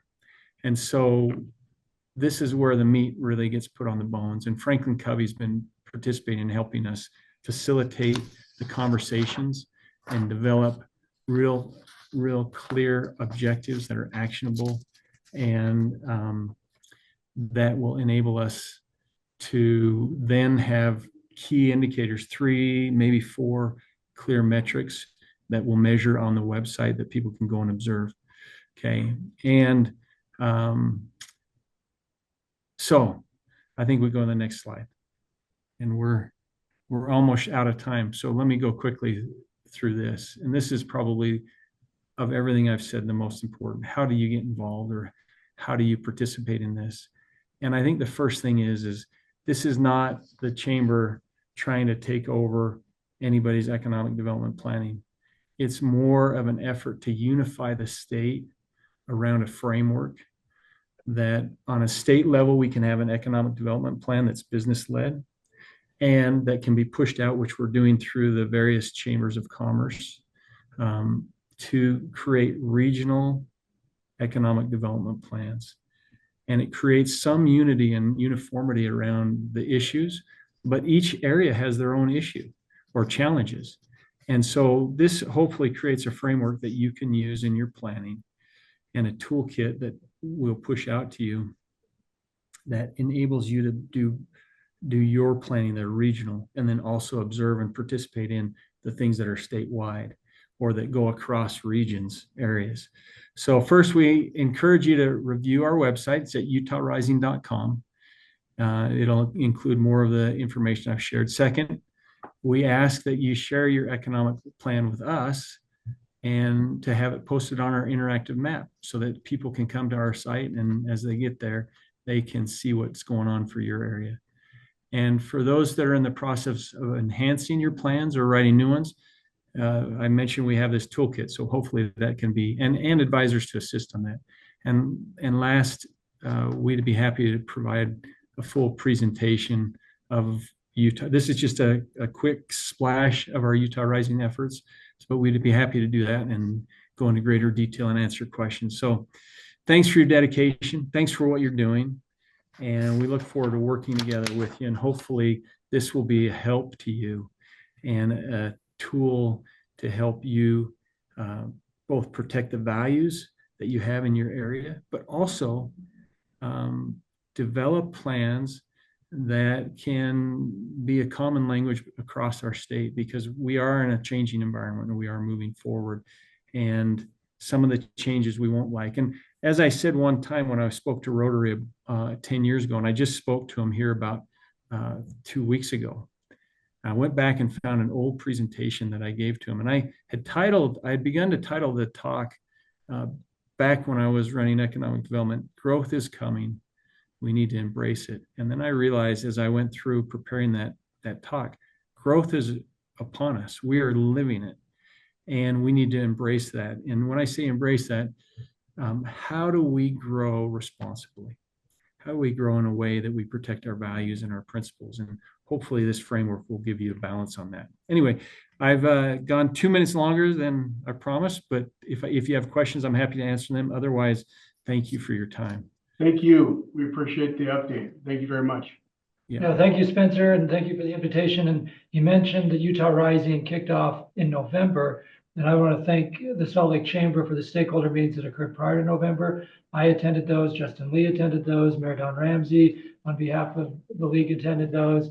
And I think some of the principles you saw around livability and quality of life came directly out of the conversations from those stakeholder meetings, where we were pointing out that local governments are in the quality of life business, and we need to ensure that that's part of this vision. And thank you to Spencer and the team for including those local government perspectives then and to come. So Spencer, we'll be in touch as we get going. As I mentioned, I'll be part of the housing work group. Andrew Gruber will be part of the transportation work group, and there'll be other work groups going this interim. Now, we told you we wanted to pivot from looking back at the session to looking forward. And so Spencer gives you one example of what is to come this off season. I mentioned the state housing plan in the memo, but a lot of what Spencer was just describing about having a data-driven planning effort applies to what Steve Waltrip is doing with the State Housing Plan. And the first official meeting of the State Housing Plan Steering Committee for the 2026 interim happened this morning. So again, 2025 session ended 2.5 weeks ago, and we're already starting the meetings for 2026. In addition, and this is, I think, addition by subtraction, the last few years, we have presented regularly about the UEOC, the Unified Economic Opportunity Commission. Well, that commission has ended. So that commission will not meet this off season. So in a way, you can think of it this way. The last 4 years, we've had an interim that's been filled with the Unified Economic Opportunity Commission and all the subgroups therein. This year, you're going to have a lot of interim work groups, but instead of coming through the Governor's Office of Economic Opportunity, which was what the UEOC was, now you'll have the Governor's Office leading out the State Housing Plan, and you'll have Utah Rising, which is an effort by all the different chambers of commerce with local government participation. And hopefully you heard him reference collaboration with the public sector repeatedly, because that's something that Mayor Ramsey, Justin, and I drove home in all of those initial meetings last fall. So those are just a couple of the key things coming this interim. Before we dive into what's to come in the interim, is there anything else that anybody else wanted to raise about the legislative session before we pivot to what's still to come? As we had to kind of abruptly stop the conversation when Spencer joined. Any final thoughts there, if that's okay, Mayor? Just one quick thing on the policy side of the house. I think I like the idea of using different policy and almost like in a bullet point, but also looking at that and going, where are our holes in educating and training and stating our reasons why for those policies to the legislators? Because, it goes back to the whole question on the tough side of the house. They keep on saying that's a tax. No, it's a fee. But throughout the whole thing, even the most recent articles, it was still a tax. So, but other things on the housing, on transportation, other things, why behind their policy, and how do we need to, where are our holes in their knowledge, or where are their holes in their knowledge of what we're trying to put forward. So then that kind of allows us to build our marketing platform for moving forward. Okay, that's perfect. And one of the things we want to do in April, if anyone's been to the April one before, you remember, kind of break out into some brainstorming sessions. And this is one of the subjects we are likely to speak about. There is, what should this look like? What things we cover? So that's perfect feedback, and we look forward to getting more on that. Well, one of the key themes from this session, both for us and elsewhere, is it's a grassroots world now. And it's been trending that way for the last few years. And we have dedicated a lot of resources and bandwidth. In fact, Cassidy is a perfect example of this. When we hired her 1.5 years ago, on her first day, she came from a city that had been receiving our emails, and she had watched us from afar, and she and I sat down. What was the first thing I asked you, Cassidy? Putting you on the spot. What was the first thing I asked you? What I thought of our communication. Yep. Was that the question you asked? Yep. And she had kind of the same look she has right now, like, do you really want to know? And I said, yes, I really want to know. Because we knew as staff and the officers knew that we needed to pivot to more of a grassroots approach, but still be policy focused.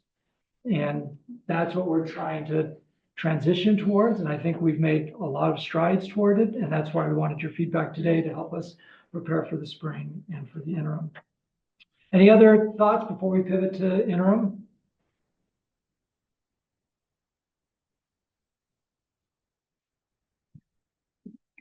Okay. If you have thoughts between now and mid-year, please let us know. As Justin said, when we have our mid-year board meeting down in sunny St. George, we'll be inside rather than outside in the sunshine, but we will break into smaller groups to do deeper dives on this. And those of you who were at the board meeting last year will remember we started this conversation then.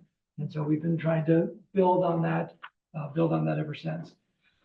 So stay tuned. We will send you materials prior to mid-year with the questions that we want you to be prepared to answer as we break up into those small groups. And those of you who are new, what's great about mid-year is it's really the one time all year where we can count on basically every board member being in the room at the same time. And that's awesome. And we appreciate everyone taking the time to be there. And then it does allow for those face-to-face conversations that we take that very seriously. And it's been very, very productive for us. Now, for the interim, I mentioned Utah State Housing Plan and Utah Rising, and we've got a memo in that references those. We also reference the Governor's Office of Economic Opportunity pivoting away from the UEOC, and in fact, they're gonna have a new director, because the current director is resigning in a matter of a few weeks, so we're waiting to see what comes out of that. But in the economic opportunity space, Mayor Walker talked about SB 337, and that bill will be part of the interim. That the concepts in that bill, I should say, will be part of the interim, and that's okay, right? We should never shy away from tough conversations, and tough conversations are easier in June than they are in January. Nick, can you go back to the slide deck? We've also, we being Justin, we have already had conversations with political subdivisions leadership, because they're looking for ideas for the session. And our plan is to still continue with these two key themes. And in the report that we'll put together this spring to share with cities, we plan to just talk about the success we've had the last 3 years now of using this messaging, because I think, Mayor Walker, you referenced it, and Kate, and a couple of others, the partnership, not preemption, and the need for local consent and collaboration. It's hard work, but it's making a difference, and you're seeing legislators respond to that, and I think it's because for years and years and years, we're using that same messaging, and it's resonating. And then the budget surplus piece, the good news the last couple of years is we've been able to fight off most of the unfunded mandates by using this. And I should say that direct unfunded mandates. Mayor Tran, I was taking notes with what everybody was saying, but the point you raised about your staff feeling overwhelmed, we hear that every spring. And we haven't been able to solve that yet, but one idea that has come up has been, can we figure out a way to track the indirect costs and the amount of time that city staff will spend trying to comply with everything, and then be able to bring that back under this umbrella message. So that's on our radar as well. My computer froze up here, give me a second. So Nick, go to the next slide, please. Okay, so we mentioned Utah Rising State Housing Plan. The Commission on Housing Affordability will meet starting in May. I met with Senator Fillmore last week. And then Envision Utah started an effort last fall, which we brought back to LPC, where their objectives are really focusing on infrastructure capacity and the ability to absorb new development, new housing. So all of this is gearing up for 2026. On that Envision Utah work group, we have a combination of city managers, public utilities folks, and other city leaders. And that one is, our primary objective there is to make sure things are data driven. And you'll see in the bottom right corner that our strategy to date, really for all four of these, and then just in general, is one, making sure we have actual local government reps in all of these groups. So not just league staff, but local government reps. So I mentioned Mayor Silvestrini previously, but Mayor Palmer last year dedicated a lot of time with the Commission on Housing Affordability subgroups. And so making sure we have frontline people in as many work groups as possible. The second piece is the LPC subgroup. Last year, we used that extensively to figure out what our sandbox was. Do we have the Slido data, Carson Slido data in here? We don't have it in here, but I have it. Yeah, if you could, I just think it's important for people to know like how much time it's expected to be a Slido from LPC. Then the third piece is being data driven. Do we have it in there? Next one. Oh, is it next one? Maybe. No, go back. We're just scanning through and I didn't see it. Yeah, go back. I think we may have missed it. I have it though. Yeah, if you could just have that ready in a second. The last 3 years, we've put together these documents around Utah's housing approach, the data about units that are entitled, the cheat sheet to help cities that are struggling to comply with state law. We're still trying to figure out like, what is the right tool to help inform legislators? What's the right tool to help cities with compliance? What's the right tool that tells our story as cities? So we'll be asking for feedback from you in April on that piece. So this question is, if you have thoughts now, we're all ears, but this will be an open question over the next few weeks. So I'll pause here to see if there's something that's burning right now. We say, yeah, I want you to consider this, of what else you'd like to see in the housing and land use space in light of these different groups that are starting up. Recognizing again, we'll be asking you this question in April and in May as we're going through our spring outreach. Yep. Cameron, can I ask a question about Utah Rising? Yeah, go ahead, Councilmember. What will be their interaction with the chambers, or how will we interact with the chambers too? So if I'm thinking about it from Park City, what would our Park City Chambers role be in this? Would we all be working on something together? Do you know how that would? Yeah, excellent question. And this is, I will answer it recognizing Spencer's no longer on the call. So I'll answer it based on my understanding from the meetings I've attended thus far. The Salt Lake Chamber is spearheading the effort, but we've been in meetings where Curtis from Utah County or the Utah Valley Chamber has been there, and there have been chamber reps from around the state that have been involved in their stakeholder group. So think of it this way, the Salt Lake Chamber has the staff to spearhead it, but it's really an effort to try to get all of the chambers on the same page. I can't speak for certain of what Park City's chamber has done or not yet done, or what the Ogden Chamber has done or not yet done, or San Juan County or anybody else specifically, but I have seen representatives from other chambers in their technical committee meetings and in some of the subgroups thus far. Okay, thank you. That's great. We as a council have been trying to figure out how to get the chamber involved in some of these issues as well. So I think this is a really good bridge to start that conversation. Perfect. Thank you. Let's go Mayor Nadolski and then Councilmember Egbert. Thanks, Cam. I just wondered, and I couldn't help but think about it when we were listening to Spencer, but we were just getting pounded with housing policies. It's continuing to be the case. Is this a good time, especially with the focus areas mentioned by Utah Rising, that maybe we could pivot the narrative beyond just housing affordability to include household costs and household income as strategies to overcome housing affordability issues? Anything we can do in the workforce and the business environments focus areas mentioned by Utah Rising to keep household costs down and household incomes rising? Yeah, absolutely. And there are several other board members, Councilmember Dugan, you talked about this, is just, the cost of living is more than just housing, and that whole livability perspective. Yeah, so yes, I do think you're spot on, Mayor Nadolski, with this, within these new groups, making sure that's part of the conversation too. And you also notice, Spencer did say, the answer here is to preempt local land use, right? We're all working on this, even state housing plan thus far. Phase 1 has been very focused on collaboration and recognizing there are things government can do and there are things government can't do. So a lot of our emphasis has shown up thus far in these documents. But I do think the summer of 2025 is going to be the summer of putting meat on bones. There's got to be a better way to say that, but that's the reality. I'm not done washing my socks and underwear yet. Yeah, that's right. Yeah, that's right. Socks or underwear. Socks or underwear. That's my record. I appreciate the comments on Utah Rising. We'll pull up your antenna because this is really similar. So Utah County has done a valley visioning for the last, 6 years. And we've had huge events, different committees. There's like 6 different pillars. They're working on transportation. They're working on workforce development and healthcare. Like this is very similar. And I was involved early on with that. But what I have observed is because they're chamber sponsored and chambers have an inherent purpose to business, the people who show up to have the conversations are the chamber members, of which municipalities aren't often very active. And so there will be huge educational opportunities. I've been actively involved. In fact, I'm texting Curtis Blair right now, and apparently there haven't been formal invitations to participate in Utah Rising.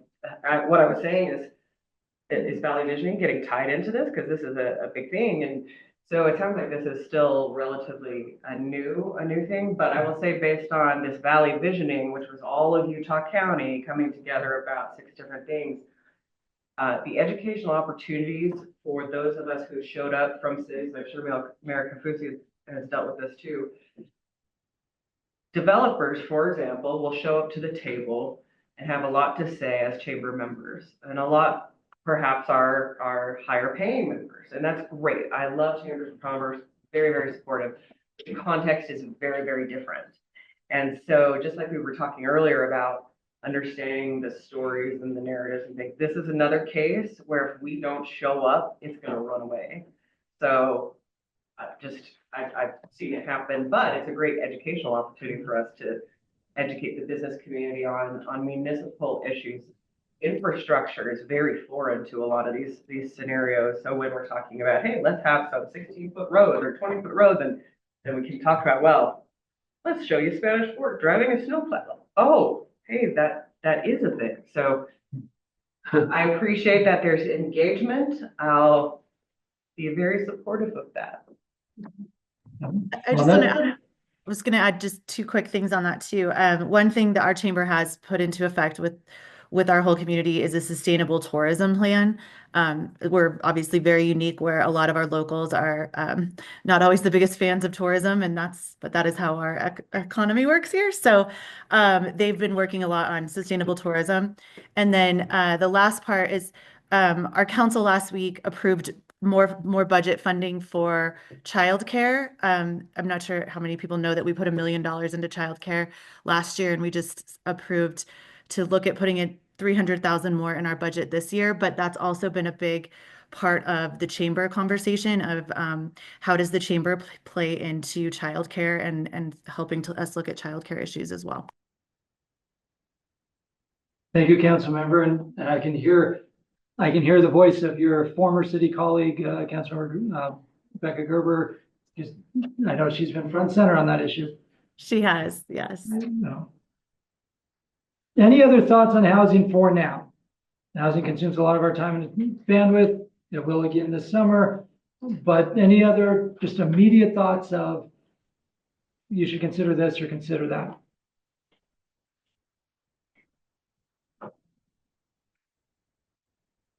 In that case, Nick, will you go to the next slide? This is just one of multiple issues already on the agenda for the interim, looking ahead to the 2026 session. So I'll note too, on the, Councilmember Egbert talked about the alignment of Utah Valley and the Valley visioning there. All of the cities along the Wasatch Front have endorsed the Wasatch Choice Vision. And we are constantly trying to get more alignment between what local governments are doing with Wasatch Choice and what the state's doing and what the business community is doing. So I think it's great that Andrew Gruber's on the Utah Rising work group. But again, that's another area. We've actually talked with both MAG and WFRC of should we do some sort of open house at the Capitol during the interim where we just come show off all of the planning that local governments are doing together. Can we get legislators' attention of everything we're doing there? It's another tactic we haven't done before, but that's the sort of stuff we're trying to think through this spring. Independent of housing, this is what's on the list as of now, and the 2026 legislative session is still 10 months away. And When you say it like that. Our whole world around here revolves around the ticking clock of the session. But on the finances side, this is focused on municipal finances, infrastructure funding, but there was a lot of legislation that we were able to prevent from moving forward in the property tax space this session. And a lot of it officially got punted to interim. Now, where it goes from there is up in the air, but just know, like property tax, we thought this could have been a big property tax session and ended up not being so. But it could show up in force during the off season. Sales tax, state and local. This is particularly interesting in light of Amendment A. So we put Amendment D up here for those of you who don't remember. Amendment D was the amendment that never made it on the ballot, but never made it to the vote. And that was as a result of the redistricting case and the state initiative issue. Amendment A also was on the ballot, but did not go to a vote. And that was to open up the income tax earmark to be used for other state purposes beyond education and social services. Well, there's been some chatter, and the governor said it publicly, and other legislators have as well, of if Amendment A never goes forward again and the income tax stays with education, then there's interest on the state side to utilize more sales tax. But there's a significant amount of sales tax money that cities and counties have already imposed, and more importantly for this conversation, have been authorized to use but have not yet imposed. So I'm going to pick on Davis County since Councilmember Bradshaw is sitting next to me. There is a county transportation option that the county has not yet imposed in Davis County. And that is just sitting out there. And I am nervous around that sort of authorization that's out there that hasn't yet been utilized in light of some of these conversations at the state level of should we reduce income tax further and then increase state sales taxes, maybe look at some of these other authorizations that haven't been used yet and bring them back under the state umbrella. Then you have the transportation utility fee, which obviously consumed a lot of political attention during the session. We told you a year ago that this fee was under the spotlight. Well, that spotlight's about 100 times brighter today than it was 12 months ago. If you are a transportation utility fee city, or you're considering doing a transportation utility fee, make sure we know so we can chat about it with you. And make sure you circulate that with the cities that you represent. And we will be doing some face-to-face conversations later this spring on this one. General government, I'm going to come back to local administrative advisor in a moment, but then you can see the other topics up there of things that got punted to the interim or need to be implemented, like Councilmember Dugan said, transportation, UDOT has to do a mobility plan with Salt Lake.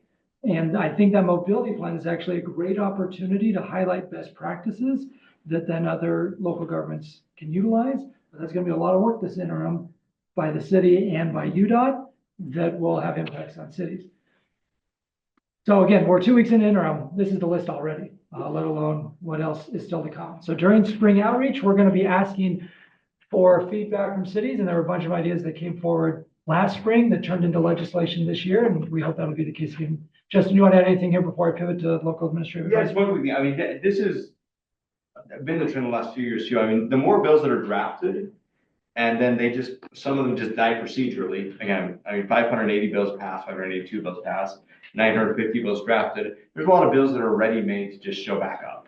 And so, I mean, we talked about 337, but this is the trend now. I mean, stuff doesn't just go away. They have bills drafted and ready to go with a starting up. Not really surprising. Legislators can open up bill files starting on May 7th this year. So if yours did not pass, all you have to do is call as research and say, take HB. I can't think of a good number that I want to mention. 22. Yeah. I don't want to like speak a bill into. I picked a bill that I did not know what it actually was. So I promise you now, HB 22 will exist next year. It's a little.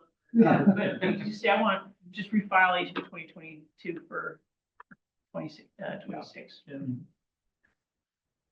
Nick, go to the next slide. Let's talk local administrative advisor now. Mayor Walker, if it's all right, I'm going to go into executive director report. Before I do that, Justin, anything else on the ledge team? What was that was a bad one to pick. What was Haskell 22? Prostitution offense and Yay. Back. That was not a bill. Well, in all fairness, bill. Yeah. It's one that last year didn't make it and this year came back almost exactly right. So. Yeah, that's exactly right. Justin, anything else on advocacy before we pivot to executive director report? No, I think we've covered enough. Great. Okay, let's talk local administrative advisor. There are a lot of moving parts on this, and you all are now aware of how we got to this point as of March 24th. I just want to make sure as we walk out of this meeting, we're all on the same pages of what comes next. Okay, so first, the local administrative advisor has two pieces. There's the league piece and the AOG piece. You can see our general duties and our specific duties up there that we as a league do. When you review our budget, the last 2 springs and this coming spring, you'll see $1.58 million the last 2 years. It comes to the league. And then 1.2 million of it goes to the AOGs, and the AOGs are highlighted there in those different colors.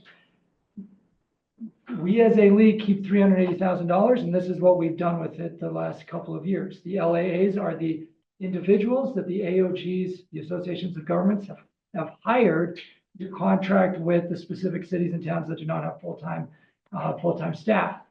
This is a short list of what LAAs have already done, and we've consulted with a lot of them. And I say this is a short list. We presented to the Rural Caucus the second to last week of the legislative session, and there are over 600 projects that the local administrative advisors have done to date.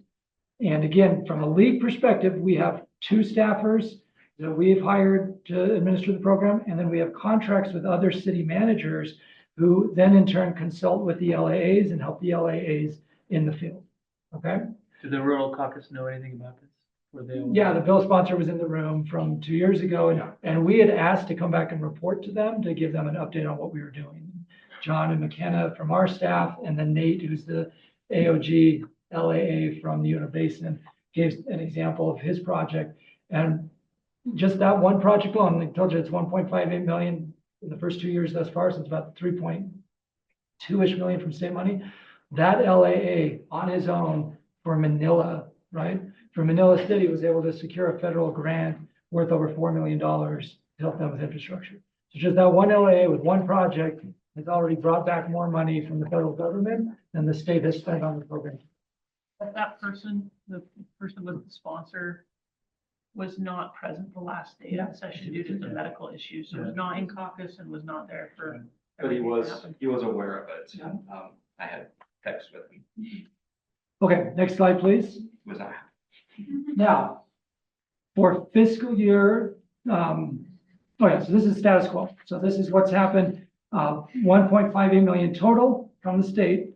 1.2 million, that's the light blue on the side, goes to the different AOGs. The reason R6 in pink gets 300,000, and Councilmember Winchwood can explain this well, is because the vast majority of the communities there are LAA communities, about 80% of them. They have more small cities and towns than any other region. So we got them the funding for 2 FTEs as opposed to 1. And you can see the lead portion at the bottom is that 308.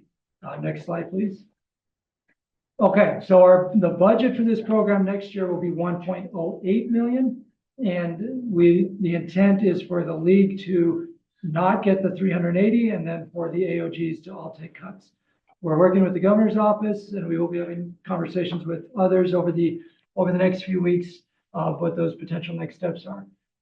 As we've chatted with the officers, the commitment to this program is still strong, and it's just a matter now of how do we keep the program going with the long-term goal of getting the funding restored, recognizing some of the challenging politics around it. Is there another slide? Yeah, so again, just comparison, 1.58 million on the left versus 1.08 million on the right. Councilmember, can I turn to you and just give examples that you've collected from R6, because your region again has had the most robust involvement to date, and I think it's important for the board to hear some of these specifics. Okay, you mentioned grants. They helped the town of Wales with the CIB water grant last October, looping dead-end water lines within the town, installing new pumps to improve the fire suppression. They worked with Mayfield for a grant for a safe pathway connecting Christiansburg and Mayfield. On disaster systems, they provided support to Marysville last summer during their challenge with fire and subsequent flash flooding. Assisted Fountain Green got flooded out badly last year. General plan updates, which small communities are required to do just like large ones. So they were working on the general plan updates with Sterling, Wales, Fayette, have identified several things that need to be done in terms of policies and ordinances. And we just talked about future growth, helping them plan for the future growth that is coming to these small communities.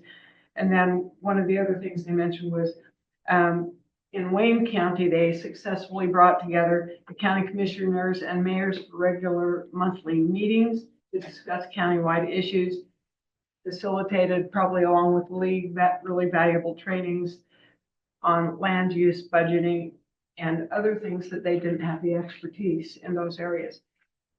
For local areas where, as I mentioned before, they might have a clerk that's there 8 hours a week, maybe, on a couple of days, 4 hours, whatever. And if these small communities are going to function or comply with the state mandates at all, the LAA program is absolutely essential. And like you said, they've already brought more money in with grants than the whole program. So I would think it's unbelievably short-sighted to cut that. And you're going to put some of these communities into absolute failure mode, as you said, Molly, at the beginning, with not being able to comply with reports, not really understanding what's needed and not being able to meet timeframes. Thank you. No, thank you, and thank you for your advocacy on behalf of your region and just for small governments, small cities and towns across the state. We met with the officers for about an hour and a half while we were all in Washington DC to talk through a variety of plans forward, and we're not ready to present those plans today because we're still working on some key details. Our plan is to be able to bring it back to you in April and say, here's the plan forward. Molly, do you want to just add a couple other bits of context? Yeah, I'd be happy to. I think one thing we ran into this program as well is that there are a variety, there's a handful of technical assistance programs that are available to small local governments. And I even want to flag, just like for the record, that R6 arranges their program differently. And instead of having one person that only does LEA, they cross-train their people. So like when you mentioned the general plan update, that technically falls under the purview of another program. And I think one conversation we're looking to have in the interim, as well as our members of the governor's office, are what programs does it make sense to streamline and what programs does it make sense to keep in their own lanes? I think to avoid some of that confusion, because I think that was also one of the vulnerabilities in the session, was what exactly is the program and how is it different than this other? And so we're looking at bolstering that as well. So we will come back with you with back to you with recommendations in April.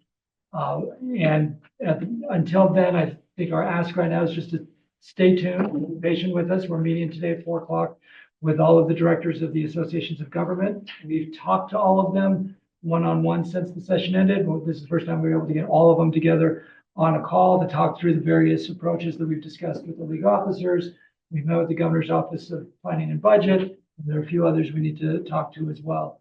So by April, we'll have a better sense of, does the league need to phase out of managing the program and just leave the program at the AOG level starting July 1? Or is there still a path forward for the league to manage the program in some form or fashion, recognizing the legislative intent to zero us out for 1 year? Is that 1 year or is that multiple years? That's what we're still working through, and we'll have hopefully those answers for you by the April board meeting. Any other questions for us on that one before I hit the other points in the executive director report?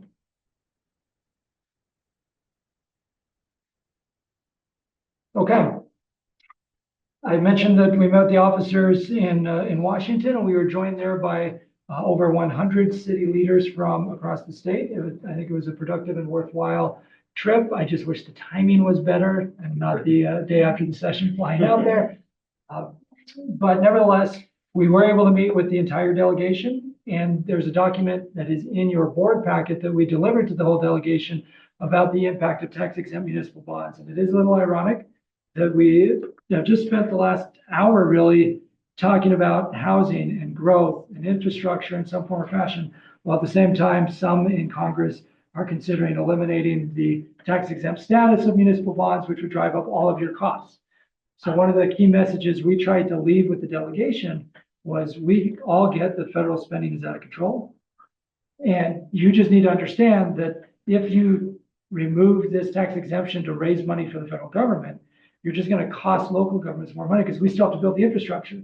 So you're still going to cost the taxpayer. It's just which wallet does it, or which side of the wallet does it come out of? And just on a somewhat humorous note, we as staff, as we were making our rounds to the delegation, came around the corner and we knew Congressman Moore was in a meeting with Ways and Means all day. Ways and Means, House Ways and Means is the committee that's considering all of the different pay-fors around the federal budget. So we knew he was in a day-long retreat. So we were only meeting with the staff. And so we left the document with the staff. Came around the corner, and guess who had just stepped out of the Ways and Means Committee to take a phone call? Congressman Blake Moore. So I stopped him. I probably shouldn't say that on the record, but I just basically hung out and waited about 10 minutes for him to finish his phone call so I could intercept him before he went back in to the Ways and Means Committee to make sure he got this information. This information, you can see what Cassidy put together here on the high level piece, but that deeper dive that Louis Robertson Brigham put together is every tax exempt municipal bond issued in the state of Utah in the last 5 years. It's every project. And it's a significant amount. So we wanted you to know that that was well received by the delegation, and we'll continue to monitor that issue because of the impact on cities. I was just going to ask, do you know if that includes the IPP bond? Because those are tax exempt muni bonds. You could take a look at the list. I don't, there's a bunch on the list, so I haven't memorized them all yet.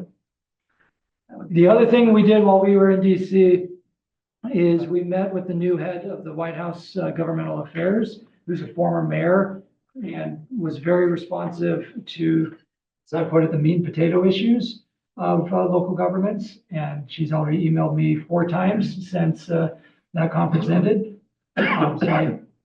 So keep that in mind. And then, Mayor Shepherd's on the NLC board, will be a great liaison for us there. We do want to send a thank you card signed by the board to Congressman, that's a slip, Senator Curtis, because his staff was instrumental in arranging a tour of the Capitol after hours for our delegation and set aside office hours to meet and met with a lot of cities. We actually created 3 different time slots to meet with Utah cities and was the orchestrator of the Capitol tour. So even if you didn't go to DC, we ask you to just sign the card so we can send that with some photos to Senator Curtis and staff and teams. Mayor Walker. The other couple of quick announcements before we wrap up here, just for the board's awareness, and the officers have already cleared this, but Salt Lake City hired a new police chief, Brian Redd, who came on board the first week of the session, or last week of the session, first week of March, South Lawns together. Chief Redd asked me if I would be on his transition team and do some interviews of local government leaders about the perception of Salt Lake City PD, and the officers agreed. And so I accepted that opportunity over the next month to do some interviews. Still working through the scope of the interviews and the questions, but in light of the fact we had legislation that league members stood up and said this goes too far and spoke up on behalf of Salt Lake, thought it made sense for me to engage in that way. It hasn't been something we've necessarily done in the past, but we thought it made sense here. So I, again, don't know what the scope will be, but just wanted to let you know about that if you get a phone call in the next few weeks. Likewise, we will meet in mid-year. Katie, can you give a quick update of mid-year, and then I'll make a pitch for registration? Yeah. So we just announced broadly that we will have Arthur Brooks speaking with us again, who was last here in 2021. And so we're looking forward to that. We have a pretty good amount of people registered, pretty close to last year with like 450 at the moment. Apart from Arthur Brooks, we're still kind of finalizing some of our other general sessions and workshops, and stay tuned for that either in emails or on our website. I think. Yeah, well, thank you. While the ledge team was up at the Capitol, the home team has been working on mid-year. We're excited to have Arthur Brooks come again, and fits into the general theme around civility and dignity that we've been trying to emphasize in conferences recently. And Molly has been working with Dr. Ramoria at the University of Utah. Remember, she came last spring and did a deep dive with us. We just got the assessment back from the survey. Molly, do you remember off the top of your head how many responses we had to that civility survey? We had over 200 responses to the survey. Which is awesome. Yeah, the report that she sent to me last week is about 40 pages long. So we'll be going through that to then start to build out some curriculum. That she is going to be doing a workshop in mid-year, but the goal is more later in the year as part of newly elected for mayors and council members. We will have, you'll see on the calendar, Mayor Walker, that Wednesday, April 16th in the afternoon will be that meeting.